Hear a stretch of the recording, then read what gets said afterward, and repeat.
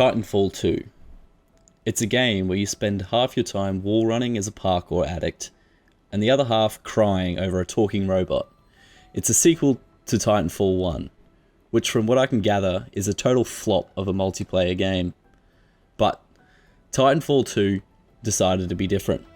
It said, what if we gave you giant robots, time travel, explosions, and somehow still made you feel emotions?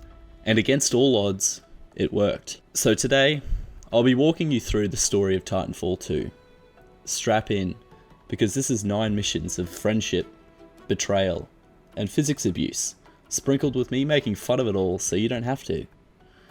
Warning: contains spoilers, sarcasm, and possibly the only time that you'll cry over a 20-foot AI machine. Then again, if you haven't played it yet, it's kinda your fault at this point. Anyway, hit like and subscribe, otherwise you're about to experience the Fastball Protocol firsthand. Then we will really see if you can wall run in real life. You start as Jack Cooper, the least average rifleman alive. I mean, he mastered his craft in what feels like a day. Me, on the other hand, I was definitely holding him back. He is basically John Wick. However, instead of a dog dying before him, it's just a guy we meet for the equivalent of 2 minutes. I mean, we were getting trained on the flight into battle. I am really beginning to wonder why our side thinks we can win. Captain Lastimosa, your mentor, decides to train you using the militia's gauntlet. Basically Ninja Warrior, but with grenades. It's a timed obstacle course where you wall ride, slide, and shoot targets as fast as you can. The idea is to prove you're worthy of becoming a pilot. In practice, it's the game's way of showing you how bad you are at parkour. The gauntlet is legendary because everyone tries to beat the record. The developers even put in a speedrun challenge that only psychopaths with lightning reflexes can finish. If you're like me though, you'll trip on the first wall, miss 3 targets, and call it a solid attempt. I walk out with a top time of 1 minute and 17 seconds. Lastimosa pretends to encourage you. You're getting better. Meanwhile, you face planted into a wall 3 times and missed 15 shots at point blank. Inspiring stuff. You instead decide to move on and show your worth in the battlefield. Of course, before you can really prove yourself, Lastimosa dies in the field and just dumps BT on you. Congratulations, you are now a pilot. Not because you passed the gauntlet, but because you failed to fight in battle and decided to have a nap under a couple leaves. Then due to no friendlies being alive, someone needed to inherit the mech. Honestly, from my experience, becoming a pilot is just a walk in the park. The gauntlet feels like a bigger hurdle than the rest of the campaign. We immediately get tasked with finding batteries, and this is where we get introduced to the combat. And most importantly, punching, which proves to be probably the most effective weapon in the arsenal. BT has missile pods, laser cannons, and advanced AI. Cooper, he punches people in the teeth like it's a bar fight at 2 AM. Truly a balanced duo. Once you realise kicking works, it's hard to stop. Why waste bullets when you can wall run, drop kick, and move on? After some intense gameplay, I source the batteries and officially get to take control of BT-7274. I know, it's a mouthful. The IMC, aka the villains in the game, immediately try to kill you. Their soldiers yell things like "hostile Titan spotted," which is accurate, but not particularly helpful. After all, I am a 20-foot tall mech that is shooting a minigun. Like, I guess these guys don't live long enough to get bullied? This is also where we meet the mercenary pilots. Basically, space bounty hunters hired by the IMC. They all have big personalities, custom Titans, and I can't lie, some wicked accents. Meanwhile, BT keeps reminding you of his protocols, and Cooper keeps pretending he knows what he's doing. Together, they blow up half the jungle, casually murder 200 IMC soldiers, and somehow look like they're having a wholesome father-son bonding trip. And I'm smiling from ear to ear, because my monkey brain likes good explosions and running over little people. After inheriting BT, you finally get a taste of what it's like fighting alongside a Titan. And it's incredible. You're a rookie, but suddenly you're rolling into battles like a father-son demolition team. Cooper runs along the ground, shooting whatever moves, while BT casually erases entire squads with rockets. It's pure buddy cop energy. One guy does the paperwork, the other blows up the building. But then, just as you're starting to feel unstoppable, the game rips apart the dream team. BT has to go one way, Cooper another. It's like your dad dropping you off at your first part-time job and saying, "Good luck, champ." This is when you realise Cooper is basically one bad step away from death. IMC soldiers swarm, and worst of all, the game introduces ticks, those creepy little exploding robot balls. They skitter across the ground like metallic cockroaches, beep ominously, and then blow themselves up in your face. Truly terrifying.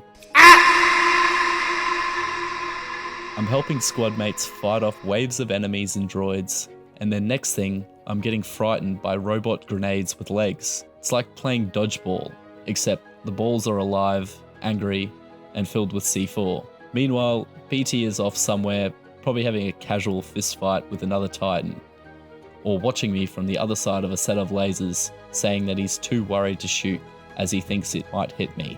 This mission really nails down the pilot fantasy. You're fast, you're lethal, and you're definitely afraid of ticks. Time for the first real Titan boss fight. Kane. He's Australian, which makes him 50% more dangerous by default. His entire personality is yelling at you over a radio, like your drunk uncle at a barbecue. The fight itself is explosive, chaotic, and ends with BT casually telling you to steal Kane's helmet, before roasting him alive. It's at this point you realise BT might actually be scarier than the bad guys. This is also where the mercenaries get introduced as a bigger deal. They're a squad, led by a guy named Blisk, who has a strong, calls you champ at the pub, and then cuts you off at the bar energy. Total tosser. They're clearly set up as a boss fight for later, and Kane is just the tutorial level. After proving that you can clown on an Aussie, you and BT push forward and end up inside an IMC assembly line. And this isn't your average factory. It's literally a machine that builds fake neighborhoods, houses, streets, and even little parks, all manufactured on a conveyor belt like their IKEA furniture. Pretty cool map design. And of course, BT is too big to fit on the assembly line, so Cooper is on his own again. Wall running along moving walls while IMC grunts scream and get flattened by half-built houses. Which is hilarious, because you just walk in uninvited and massacre everyone while their fake suburb is still under construction. Nothing says tactical realism like being ambushed when you're prepping for training.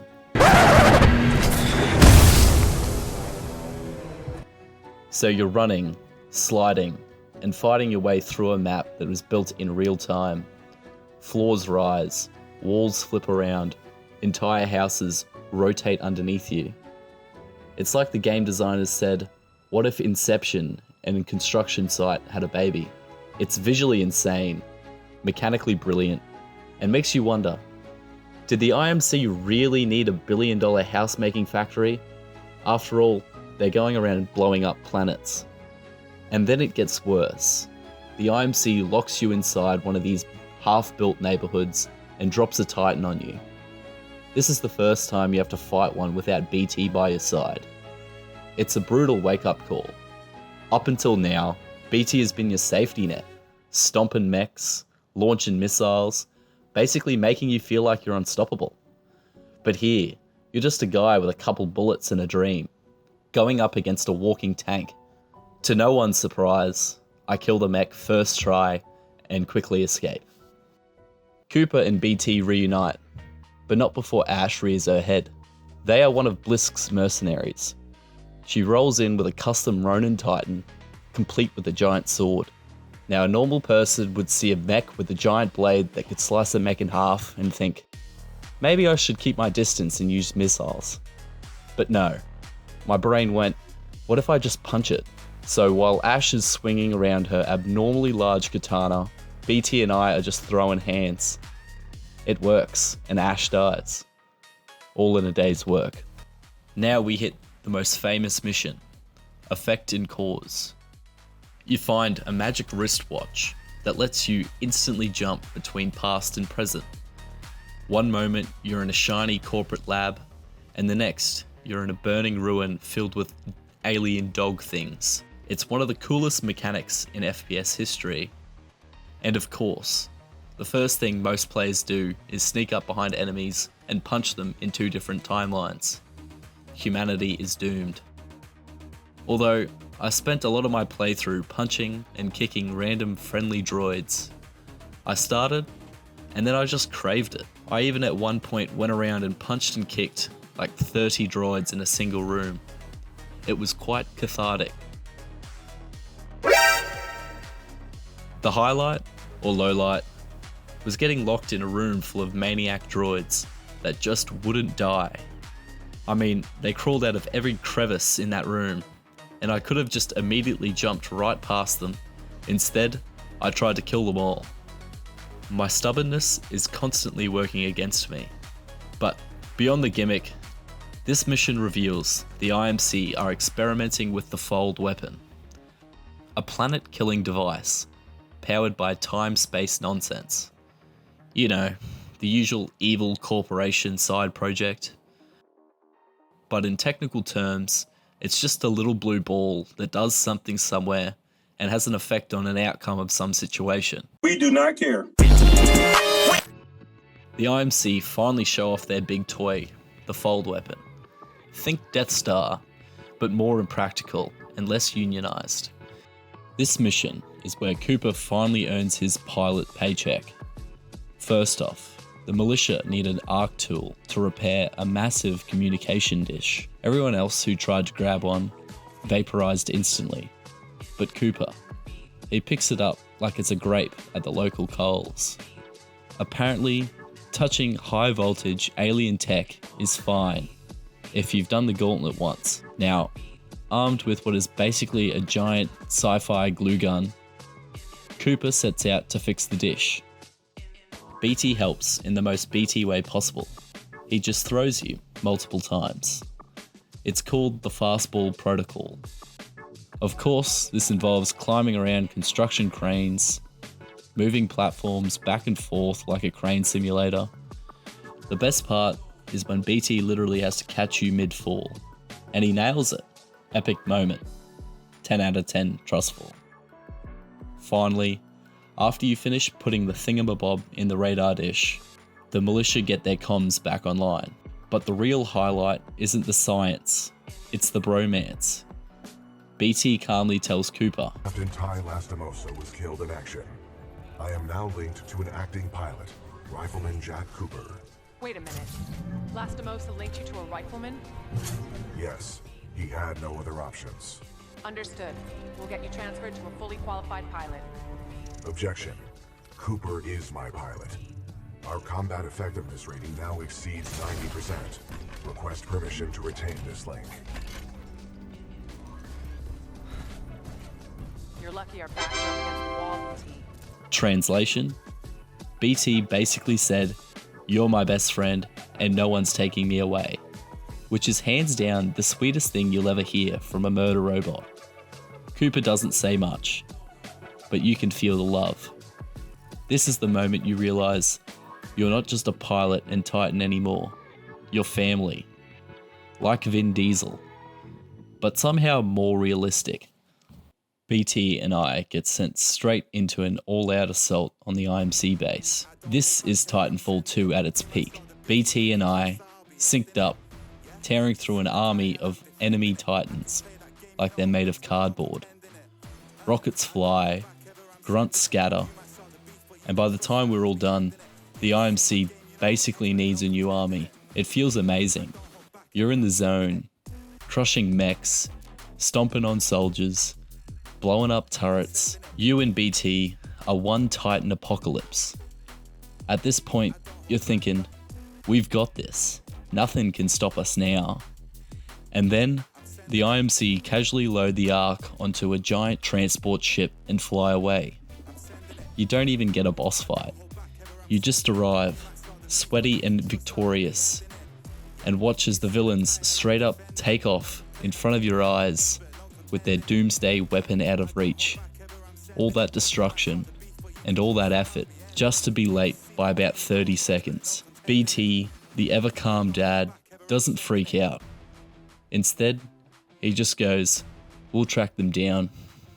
Cooper, on the other hand, is still wondering how Blisk got his cool ass name. Enter Viper, the coolest mercenary of the lot. He's got a jetpack Titan that fights you in the sky. He just flies in the air and shoots missiles at you. And you're blessed with the speed bump for cover. The fight is intense. Viper dies, and BT wants to throw you to the next ship. Oh wait, Viper isn't really dead. He instead picks up BT, and you're dropped from an astronomically large height.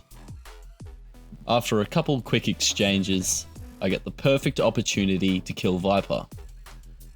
I proceed to miss all of my shots and hit his metal armor instead. Not ideal. When you finally kill Viper, it feels great, until you remember that you're still in a ship that is hurtling towards the ground. Cooper and BT infiltrate the fold weapon itself. It's massive, unstable, and looks like a health risk. Naturally, I jump straight in there and push the Ark into BT's pilot seat. Then, reality hits. The IMC captures BT. Watching BT get dismantled is like watching someone kick a puppy. If the puppy had machine guns for arms.